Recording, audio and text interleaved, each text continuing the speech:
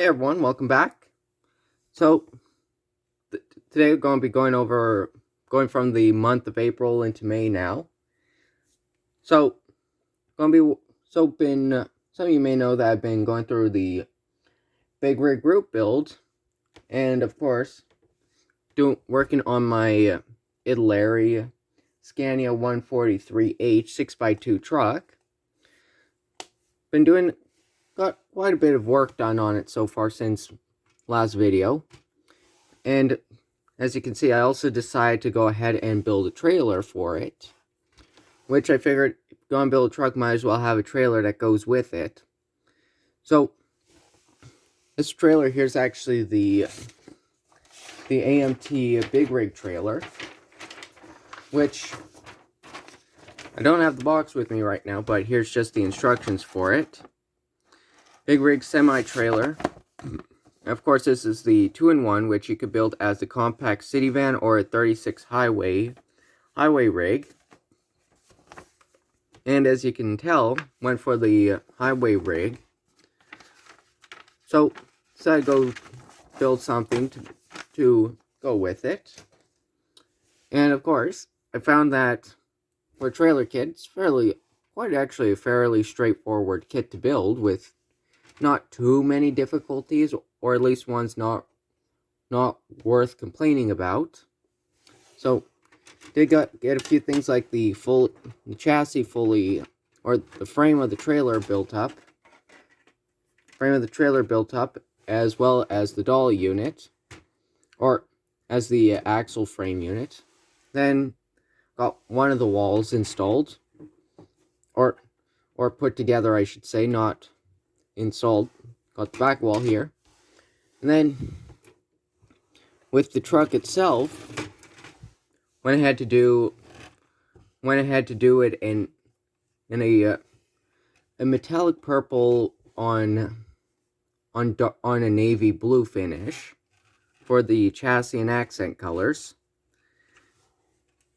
So far it's been going together quite easily. And then with the frame splicing and shortening, I was a bit hesitant at first, but when I got it together, it didn't turn out all that badly. Should have probably done proper filler and covered up the holes in the frame. But as I've got everything painted, not too overly concerned about it. Then got the cap here all painted up, which is looking quite nice. Then right here's where I was clipped it on when I was painting it, and I kind of thought there was going to be something to cover this up. Hence why I was had it clipped here, but I realized that this is just a blank piece. So going to have to mask off stuff and then repaint this area here, which is a bit of a pain that I have to go repaint repaint something, but not too worried about it at the moment. Then got the body partially assembled, missing the rear or the back wall of it, mainly so that I can get the interior in and out without problem. So then with the interior, got just the back wall and the floor mats installed, which I'm going to be probably going to paint these up eventually. Then think about doing a red to accent the decal livery that I'm going to use on it.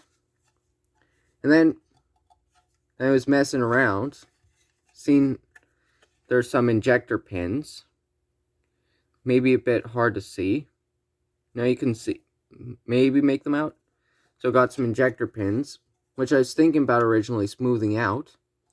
But the more I thought about it, what I could do is that I've drilled out a hole in one of them. So what my plan is I got some light pieces from some colored glass pieces from one of my big rig builds. So what my plan actually is take some of the lights, fill it up inside to have like an interior lighting, And now, so that, to give more detail on the interior, as I do have it where the roof is going to be a separate piece and not actually glued together, so you can see the interior details.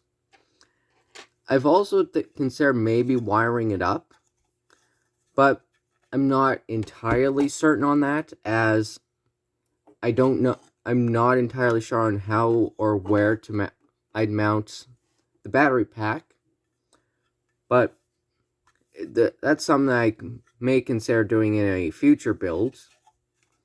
So yeah, I think everything's turning out really nicely, and of course, Larry kits are pretty much essentially the Tamiya big rigs, in my opinion, as they're fairly well designed. So there's pretty much that. And then I've been doing a few other side. So I've been doing some other side projects. So I'll move stuff out of the way and I'll bring over some other stuff. So with stuff out of the way now, this one here has been a bit of a commission build for my sister, actually, which I've been working on the side, which is the Tamiya Mazda MX5 Roadster with driver figure. So with this, I find that I wasn't given much for special requests on this other than for paint choices.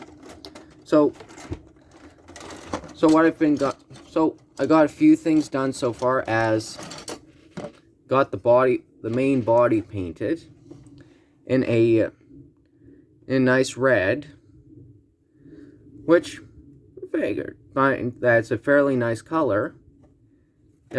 Definitely makes the car look more appealing, and then went over it with a duplicolor 2K clear. So yeah, so looks fairly nice. And then I can definitely see, for this being a first time building a Tamiya kit, I can see why people like these Tamiya kits, as they go together fairly nicely, despite having maybe a lack of detail engine-wise. But of course, you have to make a compromise somewhere. So this so far been fairly enjoying it. Do have a few other parts for this in paint, such as the chassis and some of the suspension components.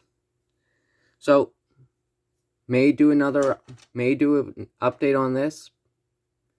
Depends on how I feel about it. So not too much to say about this. But we'll say, and this is of course my second Japanese car that I've built. So I may decide to build more if there's anything interesting. But for the time being, we'll see if they would have had more American-oriented cars, which is pretty much my main focus. Definitely buy more Tamiya kits. But for now, pretty much fine with what I've got. So I think that there's not too much to cover on this. So might as well. So on my doing a little bit of for a main project I want to do for this month is I want to do a Mega May Madness sequence of builds. Now, a while ago, I did get the MPC 1/16 scaled 63 Corvette Stingray. Now this I wanted to build, as I haven't seen a 1/16 Corvette for a while, and I bought this. Then I discovered shortly after there was the 1/25th scaled version, which is pretty much the exact same car, but with the same graphics. Only difference I realized was this is a 63 and this is a 67. Now that would be okay, but I wanted to have a matching big scale and a small scale version of the exact same car. So what I decided to do is bought a 63 kit. Now this one here is a fairly older kit, but not by too much. So got the USA 163 Corvette, which I'm planning on building with the 67, just using the decals, but at the same time, not entirely sure if I want to use the decals, as they're not really the best looking decals that could have been created. And to just show here quickly, I have also swapped over some of the parts. So just have the lid on the 67 kit for the lid for the 67 kit on the 63 box, and then have the 63 box for the 67 kit. And of course, they may be in the same car. There is some very minor differences, as the 67 here, it's got the fins, whereas the 63's got more like air vents. Then of course, the most obvious one, 67 doesn't have the rear pillar, whereas the 63 does. And of course, let me just put these kits to the side for now. And then of course, haven't actually built a big scaled kit before. Wasn't exactly sure what it's going to be like, but with the kit here, it is a fairly sizable chunk of plastic. And of course, say for instance like this 67, you can definitely see a major size increase, which if I know the measurements correct, this would be the 1/16th is like twice the size of the 1/25th scale version, which is quite an impressive size, but of course going to take up quite a lot of space. And then I as well did find some tubing, so if I decide to wire up the engine, I can do that for both kits. Now I also did debate on building a few other kits, like I have the MPC 69 Dodge Charger General Lee in both 1/25th and 1/24 scale. No, 1/24, 1/25, those are almost the exact same thing. What I meant to say was 1/16th and 1/25th. But I figured keep those for some other time. So definitely going to get this done. They did have a 55 Chevy Bel Air convertible, which that in itself I wanted to build, but trying to find a 55 Chevy Bel Air convertible kit is fairly uncommon, and couldn't really exactly find a decent kit. But I'm sure you could find one somewhere. So I'm gonna keep that to the side. And of course, with these kits here, might as well do a review on these when I get around to actually building these, which in themselves are going to be a fairly sizable build, and hopefully everything will turn out well. So I think that will do it for this update. Nothing too major to say about, but definitely pretty much going to be trying to see if I can keep on schedule, get a few more things done here and there. Might do some more kit rebuilds, of course, see how everything goes. And that'll do it for this video. And until next time, see ya.